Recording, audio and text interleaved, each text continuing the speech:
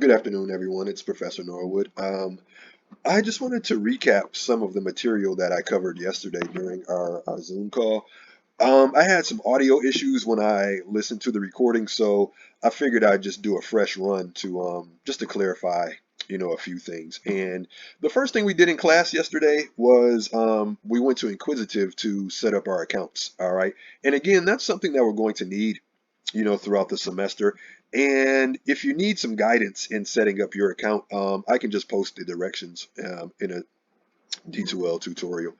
All right. But the content that we covered was just about, the basic elements of a successful argument. There's also a discussion question that you're assigned on D2L about your perception of what a successful or what makes a successful argument, and in your own minds, what makes an unsuccessful argument. All right. So the main ingredients for an argument, you need a topic. All right. And the topic is the overall, subject of the paper. The example that I'm using here is standardized testing. So standardized testing right now, it's neutral. It's just a topic. It's just something we're writing about. All right. So the topic is the big idea, of the paper. All right. And then the claim is what you're saying about the topic, meaning what do you want your audience to accept, about the topic. All right. You also need reasons, you need evidence, and then a successful argument, especially one, a successful written argument contains a rebuttal, within the essay. All right. So I just want to skip down a little bit. Your claim, as I stated, is what you're saying about your topic. A claim answers the question, what do I, the writer, want my reader or my audience to accept? All right. What do I want them to accept? What's the idea that I want them to take away from this paper? And it also tells you as a writer, okay, here's the idea that I need to support throughout this paper to the best of my ability. So the claim or your thesis statement, is the idea you want your audience to accept, should be debatable, meaning there should be multiple perspectives of this claim. There are quite a few people that believe, who are all for standardized testing. All right, so you should have a claim, that's debatable, something that you can argue.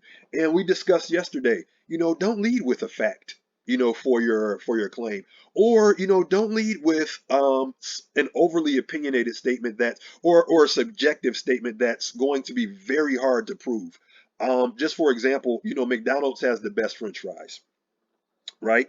And many people may believe that, but really there's no way you can prove that, because if I say Wendy's, or Burger King, which is kind of gross, has the best French fries, then there's really, no way to say who's right or wrong. So that is purely subjective, meaning like it's based on opinion. But if we say standardized testing for high school students should be abolished, there's people saying, well, wait, standardized testing, we should keep it, and here are my reasons. All right, so make sure you choose a claim, or make sure you come up with a claim that is debatable. Also, your thesis statement or your main claim should be clearly stated, okay? Shouldn't waver, right? Or it shouldn't be confusing to your reader, all right? Once your reader reads your thesis statement, it should be very clear where you stand on your issue, very clear. There should be no questions about it, all right? And often when I'm conferencing with students, I will ask them, what's your paper about? And the answer that I'm looking for is the thesis statement. If you read off your thesis statement or you just say your thesis statement, then I will have a good idea of what your paper is about. All right. And then your reader, now you've set their expectations. Okay, standardized testing should be abolished. Let me hear more. Why? All right. So make sure it is clearly stated. All right. And one piece of advice that I often give to students is try coming up with your thesis statement first, whether you're doing an outline, whether you're just, getting your ideas together. Coming up with your thesis statement first is really in your best interest. All right. What you're going to come up with in the very first, iterations of your essay is, or the very first, stages of the writing process is called a working thesis. A working thesis communicates your main idea, but you may go back and just alter the wording a little bit. Maybe you want to make it sound, a bit more smoother. or maybe you want to just add some words to it, or the flip side, maybe you want to just streamline it. All right. But whatever it is, just make sure it's clearly stated. And then finally, you want a thesis statement that's supportable. All right. And this is why I try to get students to avoid, conspiracy type papers, or um, I guess papers that are too rooted in a personal belief. All right.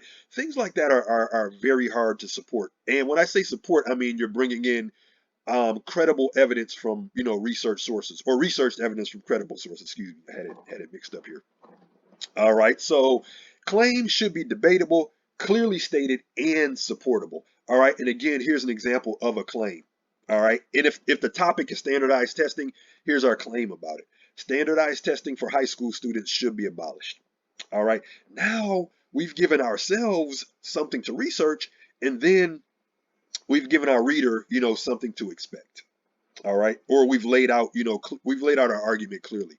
All right, now that you have your claim, okay, now your reader's thinking, well, that's great.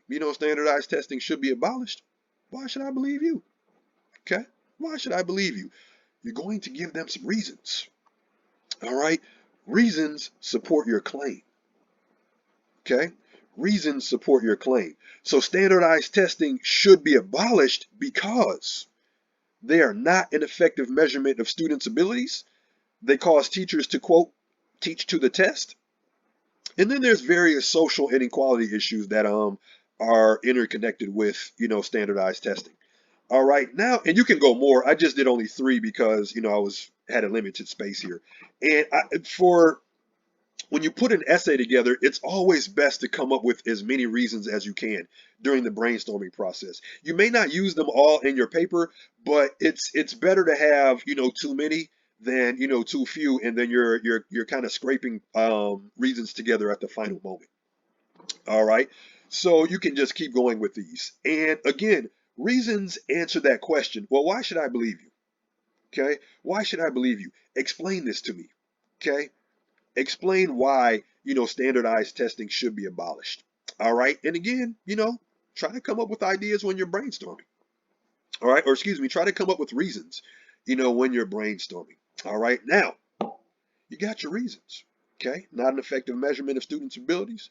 They cause teachers to teach to the test. And then social inequality issues, okay, that have, an effect on, scoring of these exams. All right.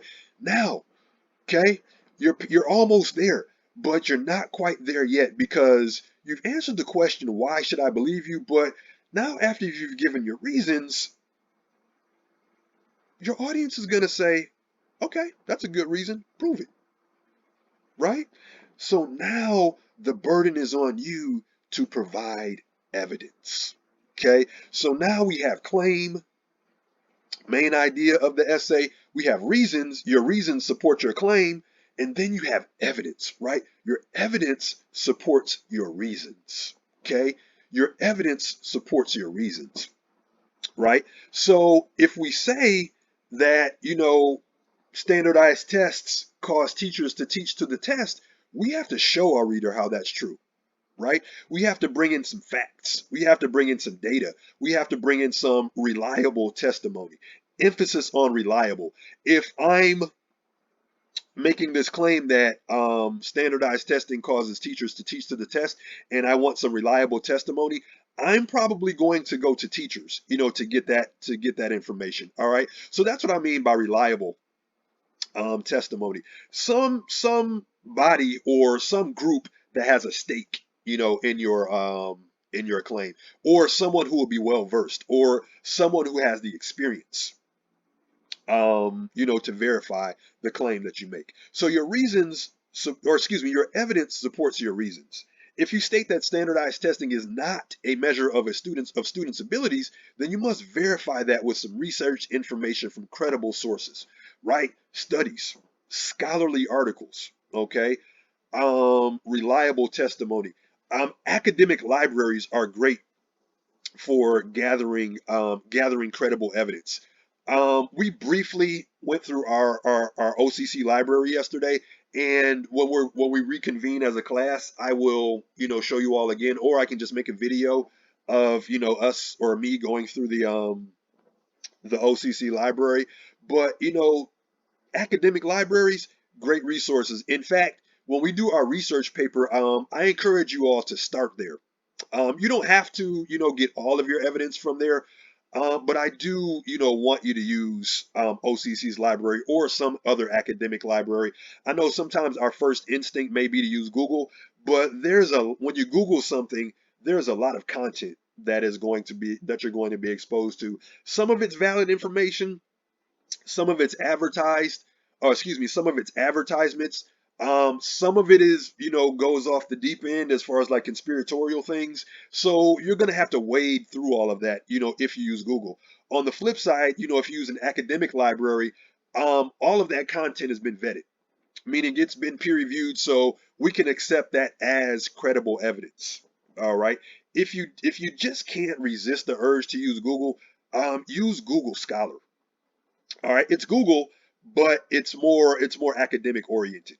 All right, so your evidence can make or break your argument. Meaning, if you use evidence from a source that's not reliable, then your argument can kind of fall apart. Especially when we think that our audience is going to be an audience of critical thinkers, meaning like they're going to be demanding evidence, and they may look at your works cited page and even go visit, some of the websites, or even, if you're using physical books, they may go investigate. So we have to prepare ourselves for that. And the best way to do that is, using credible evidence. Okay, I can't stress that enough. It means everything, when it comes to your argument. All right, I'm sure we've all seen, arguments based on evidence that's not really reliable. All right, so claim. Reasons support the claim, evidence supports the reasons. Okay, but we're still not done. What do you say when people argue against you? Okay, there's always going to be, especially if you make a debatable claim, right? What are you going to say to the other side or the other sides? All right, so it's our job as researchers, know the main objections to your audience, excuse me, to your argument. All right, know the main objections, and then what are you going to say to these objections, right? What's your counter argument going to be? All right. Or what's your response, going to be? You can't just throw up your hands and say, well, that's a good point. I need to do more research. You have to have a response prepared. And one way you do that is when you're doing your research and you come across these articles that conflict with your main claim, or maybe they conflict with some of your reasons, take those into consideration and argue against them. Maybe they're misguided. Maybe they're based on outdated evidence, right? Maybe the author has some hidden biases, that affects, the content, of the piece, whatever. But it's in your best interest to, get the full scope of your claim. So if I'm arguing that standardized testing should be abolished among high school students, I should know what the people who are saying, no, we should keep standardized testing. I should know what they're saying. And I should know what I'm going to say in response. And that should be a part of your paper. Could be one paragraph, could be several paragraphs. That's in your hands as a writer. All right. But your rebuttal is a response to a counter argument. For example, some may think that standardized testing improves academic achievement, right? Which is the opposite of one of the reasons I'm giving. As a rebuttal, you could point out that the National Research Council found no evidence to support the claim that testing or standardized testing improves achievement. And National Research Council is a pretty reliable source. You can research them on your own. That's another thing. In doing our research, we should also look into where our information is coming from, and it kind of goes back to being back to this study of credible sources, right? So National Research Council, if you're suspicious about them, Google them, right? Or any organization or any resource. I just said not to Google, but a lot of times if you Google an organization, it's going to go to their Wikipedia page, and never cite Wikipedia in a paper. But if you just wanted like some quick info about an organization, check out their wiki page. And then if you want to take it further, check out the footnotes on the wiki page. All right.